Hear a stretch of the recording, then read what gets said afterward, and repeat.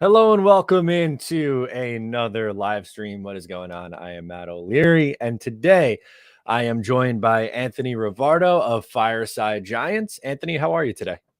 Doing great. Getting excited for this upcoming Week 8 matchup between the Giants and the Jets, the MetLife Bowl, so to speak. I'm happy to be on the show. Thanks for having me and looking forward to discussing some Giants and Jets football. Absolutely. Things a little different from the last time we spoke in the preseason. We were looking forward to seeing Aaron Rodgers play in that game, and then unfortunately only get a few plays of him in the regular season. And disappointing start for the Giants at 2-5 after making the playoffs last year. But I think really the most important thing that's on everybody's mind. I just asked you this before we got started, even. But what do you think the Giants' quarterback situation is going to be for this game? Do you think Jones comes back, or are we going to get another week of Tyrod? So I think we're getting another week of Tyrod Taylor. Daniel Jones has been a limited participant all week in practice, dealing with that neck injury suffered in Week 5 against the Miami Dolphins, but he still has not been cleared for contact. And if he gets cleared for contact tomorrow or Saturday, I still think that's too quick of a turnaround from being cleared to play this week. So here we are on Thursday. Yes, he's going to be throwing limited participant in practice, but no, I do not expect to see him on the field on Sunday. Yeah, I think I'd be pretty surprised at this point if he played. And honestly, like I've always kind of been a big fan of Tyrod Taylor as a spot starter kind of guy. And it seems like the offense has looked a little bit better in the few games that he's started. Do you agree? And why do you think they've seemed to look a little more functional on offense the last few weeks? So I do agree, and I think there's a few factors going into why the Giants offense has played a little bit better. One, Saquon Barkley's been back in the lineup alongside Tyrod Taylor. Two, from all the reports we've read, Brian Dable took a more hands-on approach in the past couple weeks to really turn the season around and make sure that things were tidied up. And then the third factor that I think is one that's kind of slept on is the fact that Tyrod Taylor has excellent pocket maneuverability, right? Where we see Daniel Jones sometimes holds onto the ball too long, tries to escape the pocket, runs into sacks. You don't see that with Tyrod Taylor. He's very elusive. He breaks out of sacks occasionally. And just being a 10-plus year NFL veteran, I think he reads the field and processes a little bit quicker than Daniel Jones. So when you're talking about Daniel Jones and what he can do behind a good offensive line, when we're talking about what he can do behind a bad offensive line, I do feel like Tyrod Taylor is better at doing less with more. And that's what we're seeing with the way that he's escaping the pocket. His pressure to sack conversion rate is about 10 or 15% lower than Daniel Jones is. So he's escaping the pressure and getting the ball out of his hands quicker, which has led to more sustainable drives. Yeah, honestly, I'm so glad you said that because just from, eye test wise, I'd almost at this point rather the Jets defense go against Daniel Jones than Tyrod Taylor, which it sounds crazy to think, but the Tyrod being so elusive in the pocket, like we all know Daniel Jones, he could tuck it and run. He's really good at doing that. But to me, I think Tyrod's more, like you said, elusive and shifty in the pocket and, isn't running or stepping up into some of those sacks. So I think that might, actually play in the Giants' favor a little bit going with, having to go with Tyrod in this game against this Jets defensive line. Yeah, I agree with you. And I think that with Daniel Jones, listen, when everything's going right for him, we saw it in Week 2, that second half performance against the Arizona Cardinals. He was the highest graded quarterback by PFF that week. He threw a couple touchdowns, ran one in. He had a great game in that second half when the Giants' play calling improved, the offensive line started playing better, and all the playmakers started making plays. But he needs all of those factors going for him to elevate his game. He's not elevating the play of those around him so far this season. And with Tyrod Taylor, we've seen him elevate the play of those around him because he stepped into the lineup, and the offensive line, the eye test tells you that they're playing better, but the stats tell you that they're not. The pressure rate is just as high. The pass blocking grades on PFF are just as low as they were with Daniel Jones in the lineup. The simple fact of the matter is that Tyrod Taylor is just better at escaping the pocket because we've seen Daniel Jones get tunnel vision, stand in the pocket, be oblivious to pressure, take sacks that he shouldn't be taking, not throw the ball away when he should be throwing it away. And Tyrod Taylor doesn't do those things. And I think that a lot of it is just veteran experience. He's been in the league for 10 years, and he's a smart quarterback, always been a good quarterback, maybe not elite, but a good quarterback. But yeah, I think that this offense is running smoother because of Tyrod Taylor and just his ability to sense pressure and escape it. Yeah, and Daniel Jones isn't the only one on the injury report this week. There's I would say three other guys that I'm relatively curious about and would like to get your opinion on. Both tackles, Andrew Thomas and Evan Neal, and Dory Jackson as well. I know he's trying to make his comeback too. Yeah, I think Adoree Jackson is going to play. I haven't heard too much about him, which is usually a good sign. I think that's a 1 week short-term injury. Andrew Thomas is coming close to making his return, but I don't expect him this week. I think he returns next week. And then Evan Neal, also kind of 50-50, dealing with that ankle injury. And for what it's worth, Tyree Phillips stepped in last week and played pretty good football, definitely better than a lot of the performances that we've seen from Evan Neal in recent weeks. So there is a question as to whether or not the Giants need to rush Matt Paradin. Probably not. He's been pretty bad this season. So I would assume that they're going to hold him for another week. Just let him rest up to 100% because Tyree Phillips has proven to be able to kind of hold it down in Matt Parrott's absence. Yeah, and from the Jets side of things, like the big one I think is DJ Reed and Sauce Gardner both missed the game against the Eagles due to concussion, and they are both still in concussion protocol, but both practiced today. So I feel like that's a sign that they are going to eventually get cleared. We're still a few days away from this game being played. So if I had to guess, I think probably they both those guys are playing, which would be really big for this defense. Although Joe Tippmann, who's dealing with a thigh injury, the rookie who they've had play at right guard, they drafted as a center. I think I would be surprised if he played. He didn't practice today. He wasn't seen out there. And initially, it felt like it was going to be a longer term injury. Although Coach Robert Saleh was saying that earlier this week that he's healing quickly and he has a chance to play this week. That would really surprise me. So I think from the Jets side, I would expect Sauce Gardner and DJ Reed to be back in the lineup this week. Yeah, and that'll be interesting to see how the Giants match up with those players because you've got Jalen Hyatt. We all remember that was probably the most looked at incompletion of the offseason when Jalen Hyatt ran past Sauce Gardner. Ball fell incomplete because of a bad throw. And that's what Giants fans still weren't really warmed up to the idea of Tyrod Taylor. He kind of underthrew Jalen Hyatt on that play. But Jalen Hyatt started to turn it up in recent weeks, made a clutch fourth down reception against the Buffalo Bills in week 6 and last week 7 versus the Commanders. He had a big part to play in getting that win with a couple of deep receptions like he had against the win during the win against the Arizona Cardinals in week 2 as well. So right now, Jalen Hyatt kind of just playing in that deep shot role, just being a vertical playmaker, hasn't fully expanded his routes just yet, but he's starting to get there and he's starting to make more plays. So good for you or for Jets fans that Sauce Gardner is going to be back in the lineup to match up with Jalen Hyatt as he's really been starting to heat up in recent weeks. Yeah, if for whatever reason these guys weren't able to get out of concussion protocol, I know that Craig James and Bryce Hall and Tay Hayes stepped in and held down the fort against the Eagles, but that would be something that I'd be worried about is that speed from Hyatt because if you look at some of the deeper numbers, he's getting separation and doing it really really well, and Tyrod does have the capability of getting the ball down the field, so I'd be worried about those deep shots.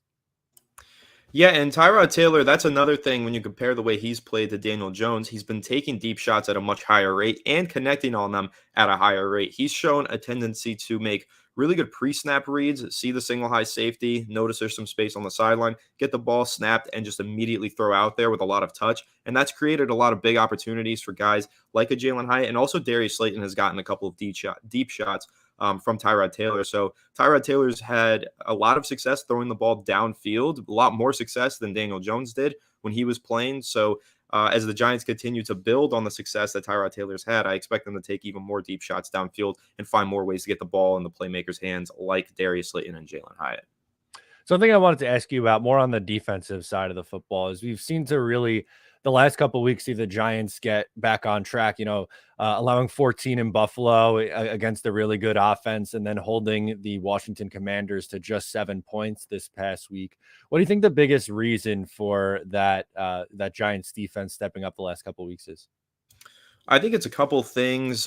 Firstly, Wink Martindale's change in strategy. First few weeks of the season, they were blitzing at the highest rate in football, which is typical of a Wink Martindale defense. They're playing a lot of press man, a lot of cover zero, a lot of blitzes. But the past few weeks, their blitz rate has dropped to third in the NFL. So they're not blitzing at the highest rate anymore. They've toned it back just a little bit.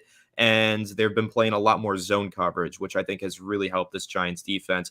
I don't think there's enough talent out there to just match up man to man with all these great receivers that the Giants have been facing. So switching to this zone coverage scheme, we saw a lot of zone coverage versus Buffalo, a lot of it against Washington as well. Deontay Banks got his first career interception in zone coverage. So I think that change in philosophy from Wink Martindale has really helped out. But then also some of these key players stepping up to play. You've got two linebackers who are playing out of their minds the past 2 weeks with Bobby Okereke, acquisition from this offseason. He's looked excellent. Couple struggles early on in the season, some missed tackles, but now he's really turned it on. That breakout performance on primetime versus the Bills. And also alongside him, you have Micah McFadden, second-year player who struggled a lot as a rookie, struggled a lot in the first 3 weeks of the season.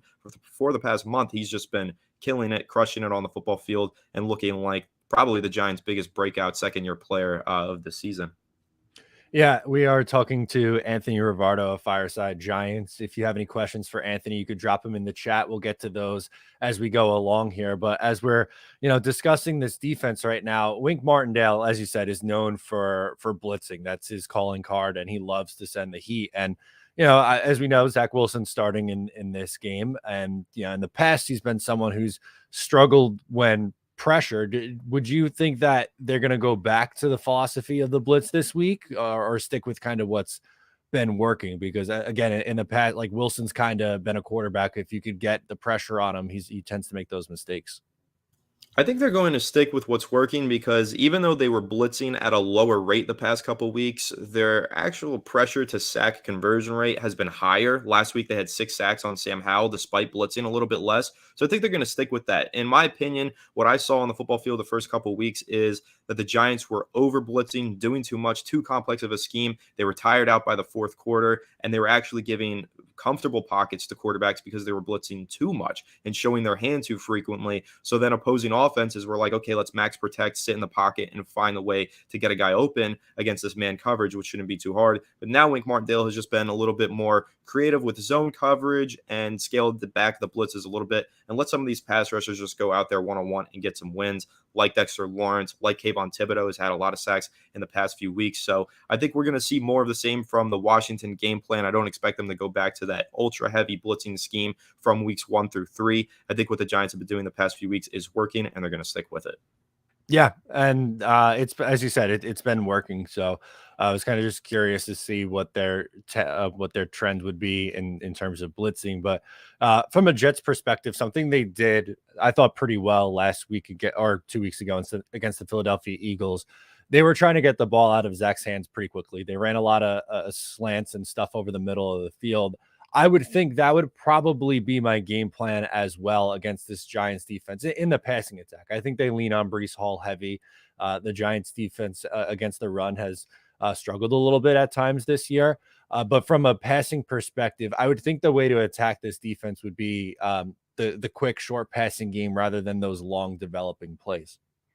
Yeah, it definitely would be the way to play because if you look throughout the season, not so much in the most recent weeks, but definitely in the beginning portion of the season, the Giants just couldn't tackle. I mean, they had the game versus the San Francisco 49ers in week 3. The whole passing attack from the 49ers primarily was those screen passes, those slant passes, everything short and underneath. And the Giants ended up missing, I think, 16 tackles in that game. So that's something, if you're the Jets, you look at that on film for the past few weeks and you say, okay, that's how we're going to attack this Giants defense. Get the ball out into space, keep it short, and just let our playmakers make plays, run after the catch, break tackles, because that's where the Giants have been really vulnerable so far this season.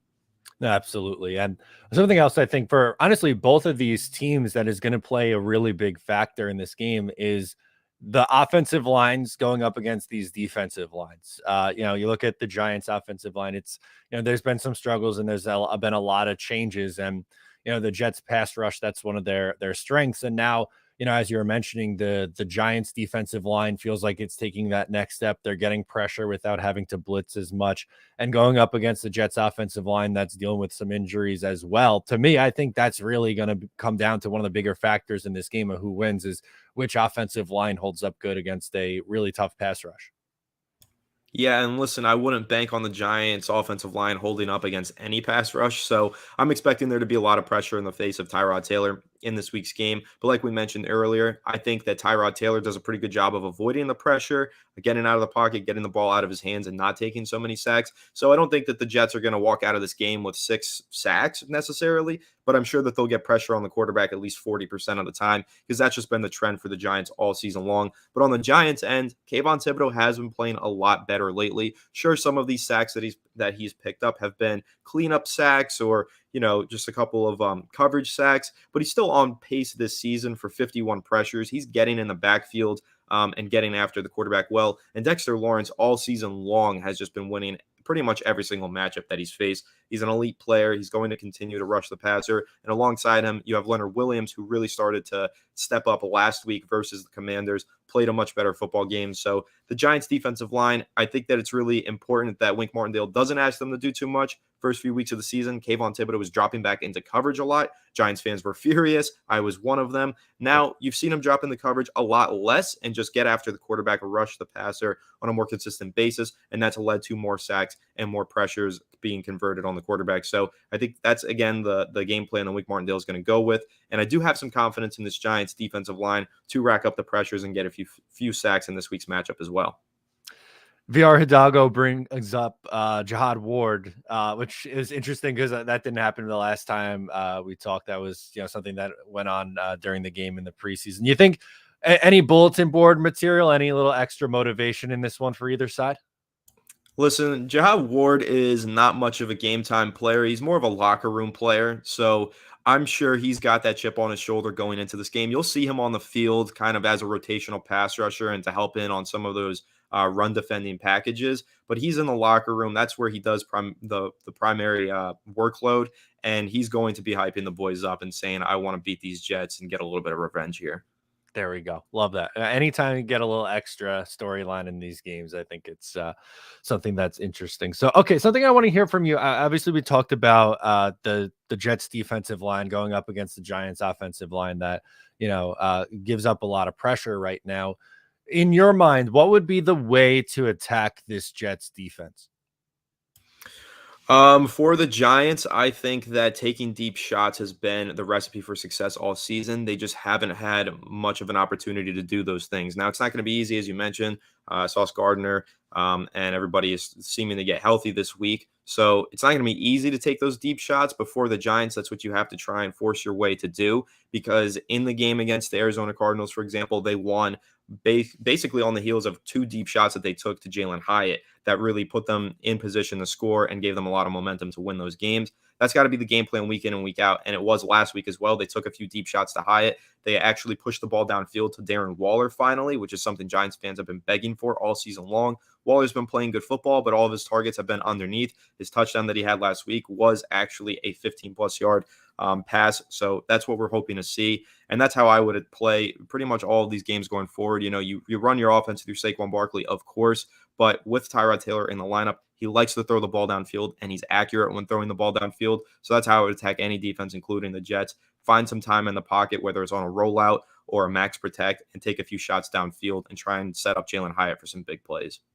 Yeah, absolutely. I think that's something that makes sense. And especially, I mean, we touched on it a little bit earlier, but if for whatever reason Sauce Gardner or DJ Reed can't get cleared out of concussion protocol, I think that adds just even another factor here of their ability to take those deep shots. And we've seen it, Tyrod, and when he was up in Buffalo is taking those deep shots against the Jets. It's someone that that we've gone against a lot. And Oreo chimes in, says, is this a trap game for the Jets? Is this a must win for the Jets, or can they afford to lose this one? Honestly, from the Jets perspective, and I'll let you touch on it too, but I think both teams really need this game. So I don't know if I look at this one as necessarily a trap game, but I don't want them to overlook this Giants team at all. I mean, I know they're 2-5 right now, but they're playing their best football. Their defense is playing well. So I just go into it hoping that they aren't overlooking the Giants. And the reason why I don't think they do is because both teams kind of really need this game.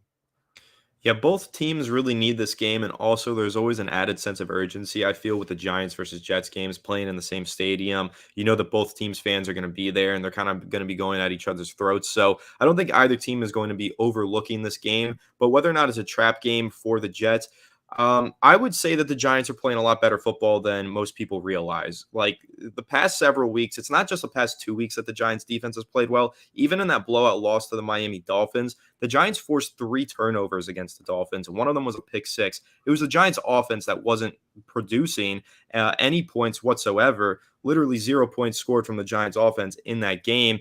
And that's really why the Giants lost that game to the Dolphins. Now, I'm not saying that they had a chance to go out there and win. I never thought that they could win that game, but they definitely should have had a close game on their hands after forcing 3 turnovers and converting one of those turnovers into a pick six. So the Giants defense have been playing good football, I think, even dating back to that game against Seattle. I think that was in week 4. They've been on a tear for the past several weeks, but the Giants offense hasn't been matching that production. The past 2 weeks, the offense has played a little bit better. So I do think there's an opportunity here for the Giants to sneak out this game. And listen, they've been playing better football, and they need to start playing better football because they continue to lose. Then we start having questions about the coaching staff, and that's a slippery slope from there. So it's a must-win game, I think, for both teams. The Jets being 3-3, one place out of second place in the division with the Bills, who are 4-3. You've got a really good chance here to fight into a playoff spot if you're the New York Jets. And for the Giants, if you want any chance of making the playoffs, you probably have to win your next 3 games in a row.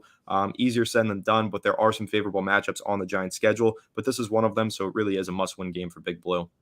Absolutely. VR's back. He wants to know your thoughts on Jalen Hyatt. I know we talked a lot about him on this stream.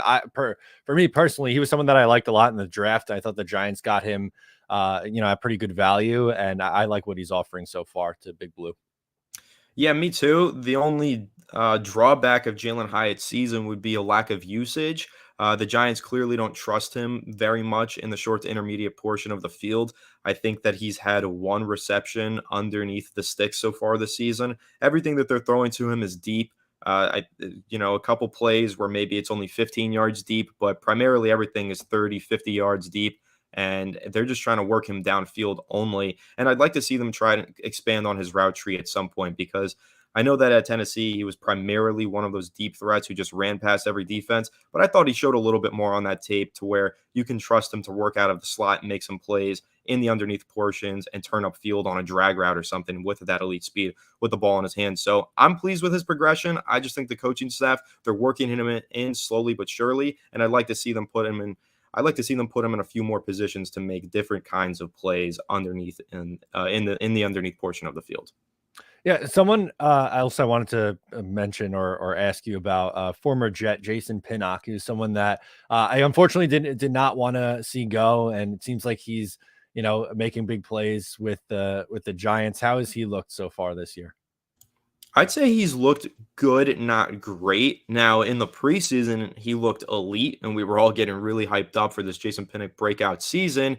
But he's had his fair share of inconsistencies so far this year. Of course, the highlight of the season for him, that standout big time play against the Miami Dolphins, that pick six, that was a tremendous play off of a tipped ball from Bobby Okereke, again, who I'll mention because he's been playing some great football. But Pinnock has missed quite a few tackles, has had his struggles in pass coverage as well, has played a good but not great season. And I think that he's definitely leaving something to be desired out there on the field, but improving week by week as well in this Wink Martindale scheme. For the New York Jets, like when you're the Giants defense looking at the Jets offense, what would you be looking at as like, okay, we got to stop this or contain this for us to have a good chance today? Of course, it's the rushing attack, but also Garrett Wilson. I know Garrett Wilson's season, maybe Jets fans feel it's a little bit underwhelming. Hasn't scored a touchdown since I think week 2. Hasn't really had that breakout or that excellent campaign that you would expect. But against a secondary like this, you kind of expect that breakout game. This could be a get right game for Garrett Wilson. The Giants, I know that they haven't been necessarily giving up a lot of yardage to quarterbacks in recent weeks, but when you look at the secondary and you look at these cornerbacks, they're young, they're inexperienced, and they're not playing the best football. The one who I think is playing the best football so far is Deonte Banks. First round pick, rookie though. So you got a rookie going up against Garrett Wilson. I know that they have familiarity with each other, faced off against each other in college quite a few times, which is something Deonte Banks mentioned in a presser recently. But that's the key matchup for me as a New York Giants fan. I want to see how Deonte Banks fares in this game. He's gone through a gauntlet of wide receivers so far this season. I mean, he faced off against CeeDee Lamb, Deebo Samuel, Tyreek Hill, Jalen Waddle, a bunch of really talented players so far this season, and he's fared well against pretty much every single one of them. If you look at the stats of it, his PFF grade doesn't reflect that, but when you look at the coverage stats, he hasn't let up a 20-plus yard reception so far this season. Everything's been short and underneath, and his tackling has been really solid. So that's the key matchup for me. If you're Deonte Banks, you don't want this to be the get-right game for Garrett Wilson. You want to maintain the streak that you're on of shutting down elite receivers and hopefully be the difference between winning and losing in this one. So you would expect him to shadow Garrett Wilson in this game, move around wherever he is? Not necessarily. I feel like the way that the Giants have been playing Deonte Banks, they've been keeping him on one side of the field. So anytime, especially playing that zone, they've been kind of just keeping him on that right boundary. So when he's out there on the field and Garrett Wilson lines up in front of him, that's a key matchup. But maybe the Jets are going to try and move Garrett Wilson away from him because they know that Banks is playing well. But whenever they're matched up, that's going to be a key play. Yeah, I was just curious because the Jets usually keep up for their corners. Like Reed has a side, Sauce has a side. They don't like to move Sauce around with the number ones, and a lot of Jet fans, give some pushback on that and saying like, "Oh, Sauce is good enough. You should be able to, carry him around." But they obviously they run a lot of zone, which in that you kind of just get your side and hold it down over there. So I was curious how they would go and attack this wide receiver core. Yeah, so it's been more zone in recent weeks, and I expect him to continue with that. Like I mentioned earlier with Wink Martindale and the way he kind of changed his defensive scheme. Plus, the Giants, I don't think they have anybody who's capable of following across the line of scrimmage and going place to place with any of these receivers. Adoree Jackson used to be that guy for us. He used to follow. The standout performance that rings in my head is last season versus the Minnesota Vikings in the postseason. Adoree Jackson followed Justin Jefferson all over the place and held him to under 50 yards. But this season, Adoree Jackson hasn't been able to cover third stringers, so you don't expect him to do that. And Deonte Banks doesn't have the experience to do that as a rookie. Neither does the other starting cornerback, the rookie Trey Hawkins, sixth-round pick. So the Giants, they're just going to stick with their players playing portions of the field. Yeah, absolutely. And we got another question from VR. He wants to know if you think the Giants are underutilizing Saquon and if they should get him more involved in screens and sweeps. I think that they're utilizing him in an okay fashion. You got to keep in mind he's still kind of getting back from that injury. Like the game against the Buffalo Bills, he played, but you could tell he wasn't fully himself just yet. Had a few plays or a few tackles that he probably could have broken out of. A few plays where there was more yardage out there for him to find. And then last week against Washington, he did take a short pass up the sideline and into the end zone for a touchdown, 30 yards out. So they're working him in and they're trying to wait for him to get 100% healthy before they put too much on his plate in terms of giving him 25 plus carries or anything like that. But I think that they're utilizing him just fine. For the past several seasons, I've wanted them to use him more as a receiver out of the backfield, but that's just not something that I think the Giants are going to do at this point. They really try and use Saquon as this workhorse running back. I'd like to see him line up in the slot, do other creative things, something similar to what we see from a Christian McCaffrey. I'm not saying that he's as good at doing those things as Christian McCaffrey, but I do think he has the ability to do those things, and they don't utilize him. So I guess I'm kind of conflicted on that, on my answer to that question. Yes, in some ways, but no in others. And we'll see when he gets 100% healthy how they start to utilize him then.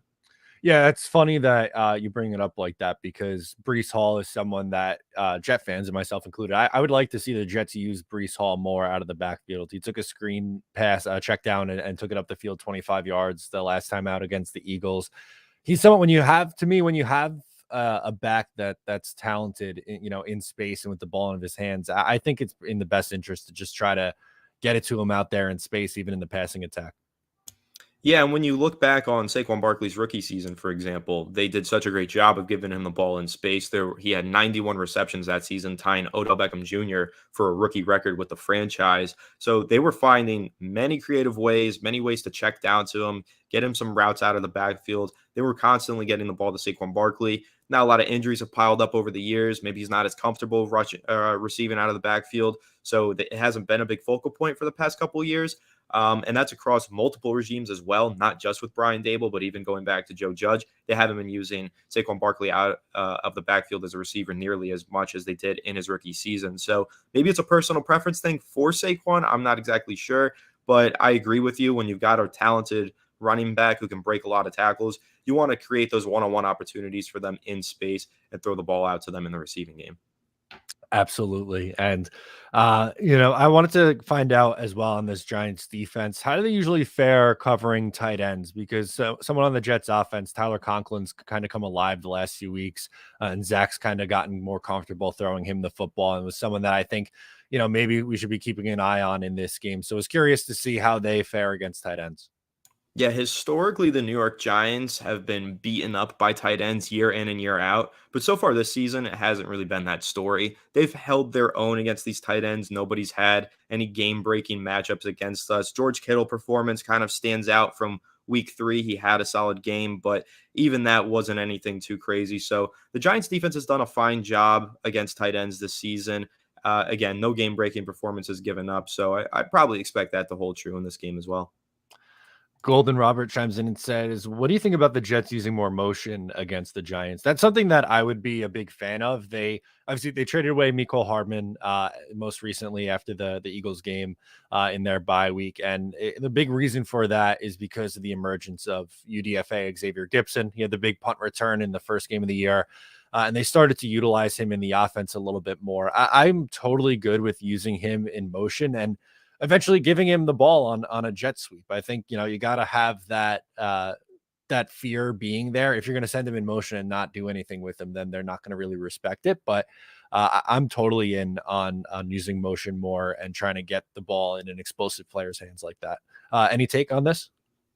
Yeah, I'd say that using motion against the New York Giants for the early portion of the season was something that a lot of teams were doing because the Giants were playing so much man coverage. But over the past few weeks, they've done a lot better of a job disguising their coverages. When you think it's man, it's really zone. When you think it's zone, sometimes it's really man. And they have been playing a lot more zone coverage in general. So you use those motion plays frequently to tell you whether or not it's man or zone, and also to take guys out of the equation in man coverage. But with the Giants playing more zone in recent weeks, it probably won't be as effective as it was in the early portion of the season. But still, using motion, you look at the best offenses in the NFL, they use a ton of motion. I'm always an advocate for finding different ways to expose the defense and find out what the coverage is pre-snap. So it's definitely a strategy that I'm sure will be implemented. We got another question. What do you think the key is for the Jets offense this Sunday to be more successful in the red zone? So Jets worst in the NFL in red zone efficiency and trying to in getting the ball into the end zone. And specifically the last 2 weeks went 1 for 9. And that touchdown was the Eagles pretty much letting Breece Hall get into the end zone for some reason at the end of that game. So I think personally, I think they need to be more aggressive. I think they get a little conservative when they get down there in the red zone. Between the 20s, they actually have done a pretty okay job moving the football, but I think they get to a point where on second and goal from like the 10 or the 8, so like second and a longish from a goal to go situation, they run the ball a lot in that spot, which I absolutely hate because it's much easier, in my opinion, to defend against the run when you're down there. You could stack the box significantly more, and at that point, I think they need to take more end zone shots. So that would be my answer on that question. From the Giants' perspective, how are they as well? I guess both. Well, give me both red zone defense and red zone offense. Red zone offense has been really poor this season for the Giants.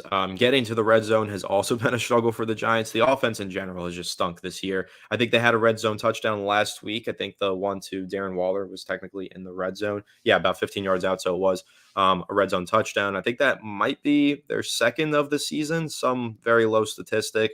At least their second since week 2 that I know of and can think of off the top of my head. So the red zone offense has been poor, but it seems like Tyrod Taylor is helping to improve in that regard at least a little bit. He got them down to the 1 yard line twice against the Buffalo Bills. Extenuating circumstances, they blew both of those opportunities. But now that he's been in the lineup for 2 weeks, I expect them to convert if they do get down on the goal line. So red zone offense should start to improve here with Tyrod Taylor. But then inversely, the Giants' red zone defense, yes, the past several weeks, it's been a lot better. But if I'm thinking throughout the early portion of the season, and really across the season in general, the red zone defense has left a lot to be desired for. And if I were the Jets, my strategy here would be to run the ball in the red zone. I know you mentioned taking shots into the end zone. I would say run the ball. You look at how the Giants have just given up a lot of rushing touchdowns this season. They haven't been big breakaway runs. They've really been a lot of runs within 10 yards of the goal line. So once you get down in that nasty zone, 10 to 5 yards away from the goal line, you hand it off. And this Giants defense just hasn't been able to stop the run in that portion of the field. I love it. Good to know. Chuck sends in a super chat. Thank you so much, Chuck, for your support. He was talking about pulling the guard to help. I think it means Mekhi Becton. Oh, he has a trick play. Okay. With Hall or Gibson. He is fast paced. All right. I like that. I'm in on giving Mekhi Becton some help and pulling the guards. And, the Jets with Breece have been efficient running the football. And, as outlined here by Anthony, the Giants struggles on defense can be seen in the run game. So I would think both running backs, I think both Breece Hall and Saquon Barkley are going to be featured in this game. Would you feel the same way, Anthony? Yeah, definitely. The Giants run their offense through Saquon Barkley. He'll get his loads of touches. And then the Giants' run defense has just been poor all season long. So giving Hall the ball would be the way to go for the Jets if you want to win this game. And VR sends in a super chat as well. Great show, Matt and Anthony. Let's go Jets. Much appreciated, VR. Thank you for your support and the questions. It should be, I really do think it should be a fun game. And I guess, as we're reaching, close to the end here, we could start to transition into that. For me, I think it's going to be a tight game and a back and forth low scoring game in this, with both defenses playing really well in recent weeks. I would agree with that. I still don't have my full confidence in the Giants offense. They've been playing a lot better. I still like Tyrod Taylor a lot and the way that he's been able to run the offense. So I expect them to at least get a touchdown, maybe two on the board, but I don't expect much more than that. I'm not expecting the Giants offense to have some explosive game here, especially against a really solid New York Jets defense. So I do think it's going to be a low scoring, grudge match defensive game. And it's really going to be probably come down to turnover battle. Whichever defense forces more turnovers make the difference in the game and give their offense an opportunity to capitalize. Now, capitalizing has been a problem for the Giants, capitalizing off these turnovers. But I do think that's the key factor in this game, is winning the turnover battle. Golden Robert says, do you think the Jets could win with 5 field goals? So for 15 points. Okay. Do you think the Giants, we'll pitch it to you this way. Are the Giants scoring more than 15 points in this game? I think so, but I wouldn't expect them to top 20. I think that 17 range sounds about right. Okay. I think if whichever team gets to 20 points, I think wins this game. I think so too. I'm going to pick the Jets in this one. I picked a 19-13 game. I think it's going to be a low scoring contest. I think 15 is a pretty close. Like if you're setting an over underline for points scored for the Giants, I think that's the number for me, is 15. Yeah, I'll do my score prediction as well. I'm going to say 21-17, and I think the Jets are going to win this one. I wish that my Giants, I could have more confidence in them, but if I'm being objective and realistic here, unfortunately, I think that the Jets are playing better football, have a bit more talent on the defensive end. Even though the Giants have been playing a lot better in recent weeks, I think the Jets are the better football team, and they're going to get by with a narrow victory. There you go. Apparently VR agrees with you. He says 21-17 Jets. I want to shout that out there and appreciate the honest insight. Last week or I guess 2 weeks ago, I was on an Eagles stream and I was like, listen, I think the Eagles are going to win this game. I think it'll be tight, but sometimes, you just got to call it like you see it. And, I think the Giants are playing much better football, and I don't see either team running away with this one. Like I know I've seen some people a little more confident and saying, "Oh, the Jets are going to shut out the Giants." I don't really see it that way. I don't think some team's going to win by 10 points. I think we're looking at a lower scoring one score game here. Yeah, I agree with you on that. I mean, if you're talking about the Giants from 4 weeks ago, the Jets definitely had an opportunity here to blow them out, shut them out as well. But the Giants, just in recent weeks, have been a much better football team defensively, offensively, and even special teams. If you look back to the first 3 weeks of the season, the Giants' special team was atrocious.